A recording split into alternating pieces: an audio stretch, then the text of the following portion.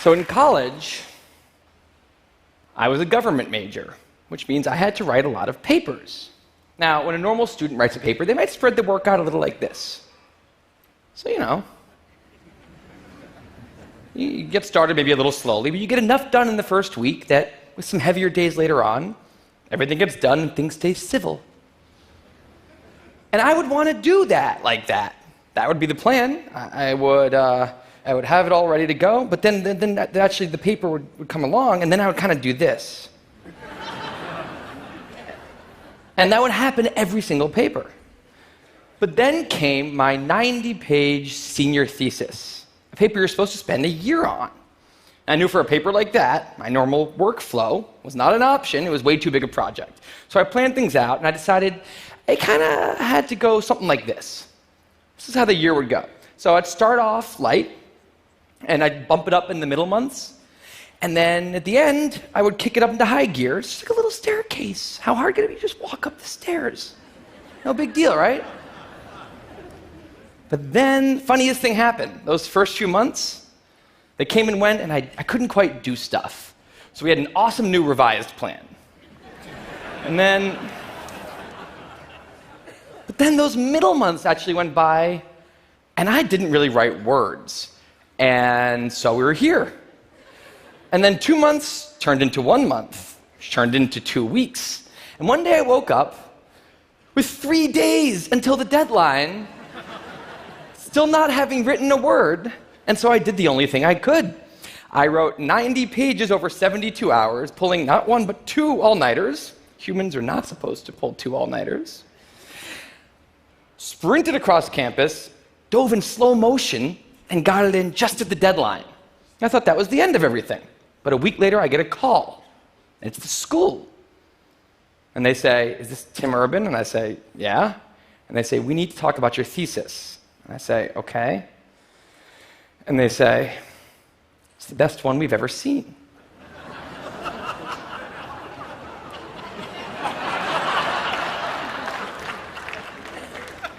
That did not happen.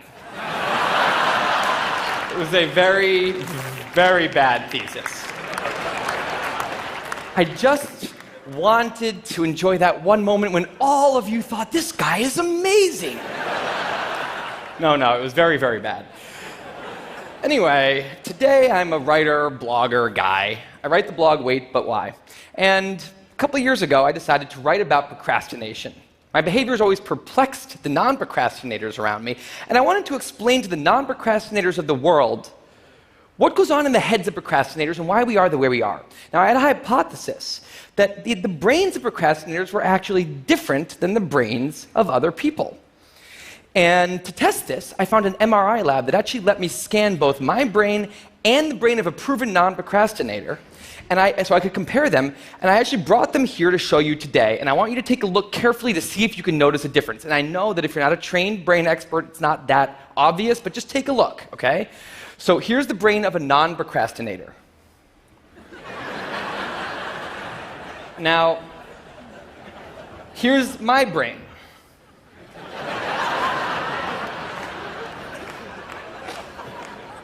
There is a difference.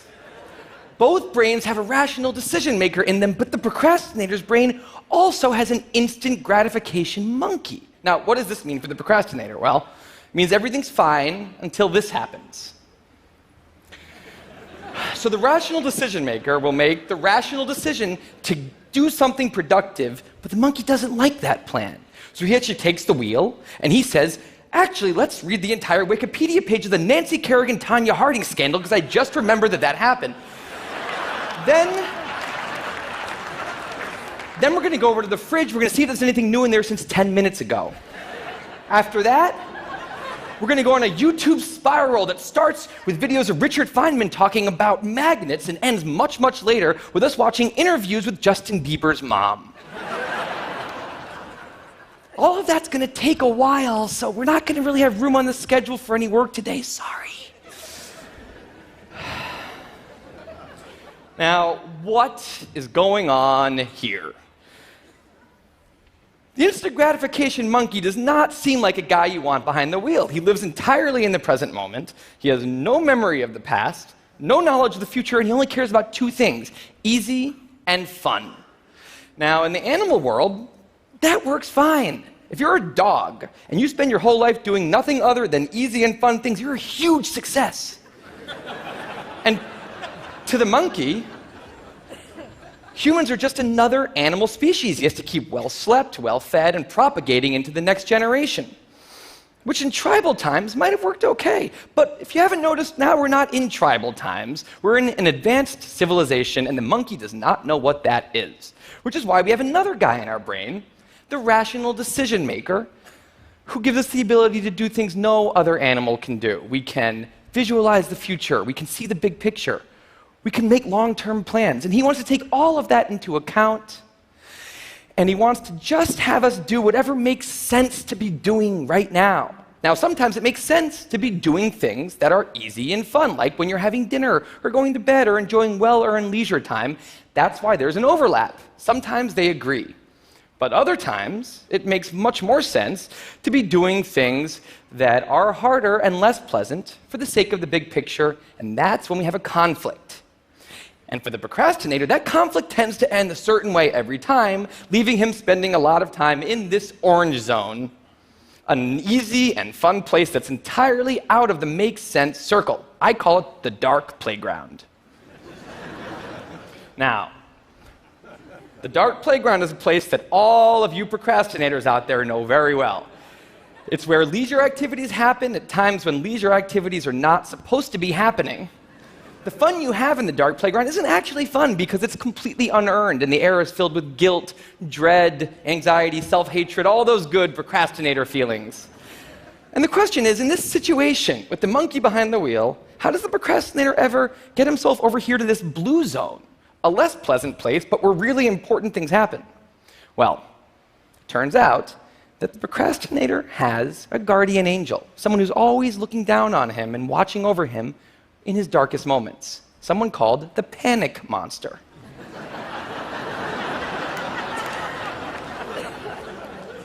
Now, the panic monster is dormant most of the time, but he suddenly wakes up anytime a deadline gets too close or there's danger of public embarrassment, a career disaster, or some other scary consequence. And importantly, he's the only thing that the monkey is terrified of.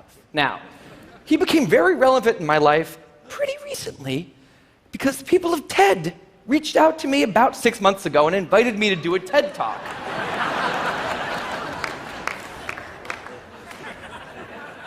Now, of course, I said yes. It's always been a dream of mine to have done a TED Talk in the past.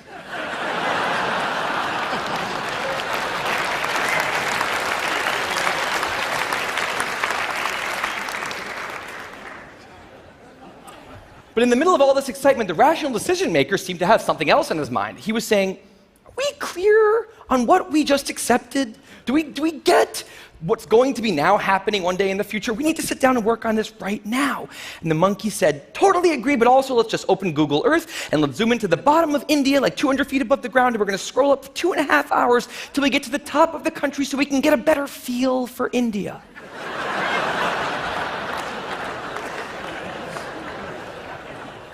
So that's what we did that day. As 6 months turned into 4, and then 2, and then 1, the people of TED decided to release the speakers. And I opened up the website, and there was my face staring right back at me, and guess who woke up?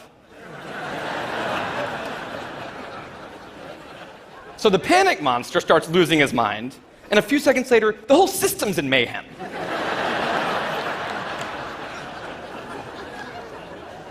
And the monkey, who, remember, he's terrified of the panic monster, boom, he's up the tree.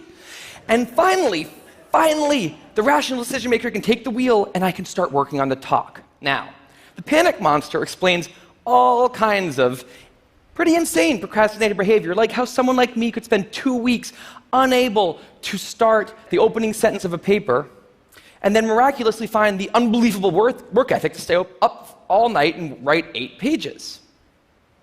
And this entire situation with the 3 characters, this is the procrastinator's system. It's not pretty, but in the end, it works. And this is what I decided to write about on the blog just a couple years ago. Now, when I did, I was amazed by the response. Literally thousands of emails came in from all different kinds of people, from all over the world, doing all different kinds of things.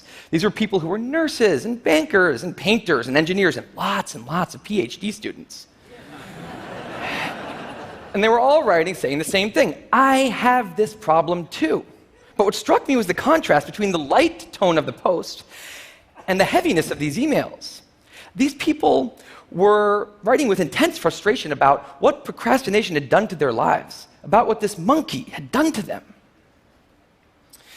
And I thought about this, and I said, well, if the procrastinator system works, then what's going on? Why are all these people in such a dark place? Well, it turns out that there's two kinds of procrastination.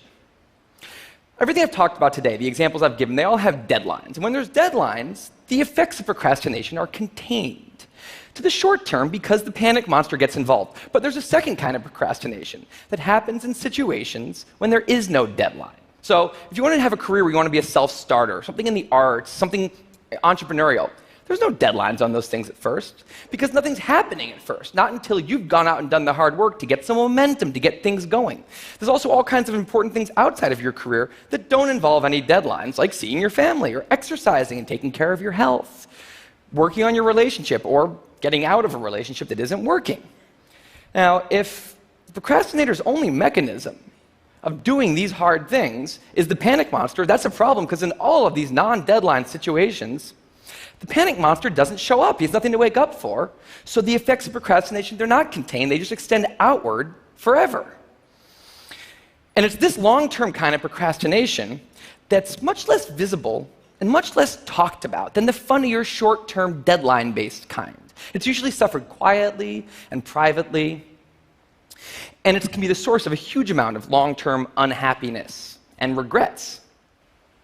And I thought, that's why these people are emailing, and that's why they're in such a bad place. It's not that they're cramming for some project. It's that long-term procrastination has made them feel like a spectator at times in their own lives. The frustration was not that they couldn't achieve their dreams, it's that they weren't even able to start chasing them. So I read these emails, and I had a little bit of an epiphany that I don't think non-procrastinators exist. That's right. I think all of you are procrastinators. Now, you might not all be a mess, like some of us. And some of you may have a healthy relationship with deadlines. But remember, the monkey's sneakiest trick is when the deadlines aren't there. Now, I want to show you one last thing. I call this a life calendar.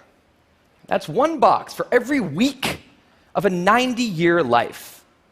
That's not that many boxes, especially since we've already used a bunch of those. So I think we need to all take a long, hard look at that calendar. And we need to think about what we're really procrastinating on, because everyone is procrastinating on something in life. We need to stay aware of the instant gratification monkey. That's a job for all of us. And because there's not that many boxes on there, it's a job that should probably start today. Well, maybe not today, but sometime soon. Thank you.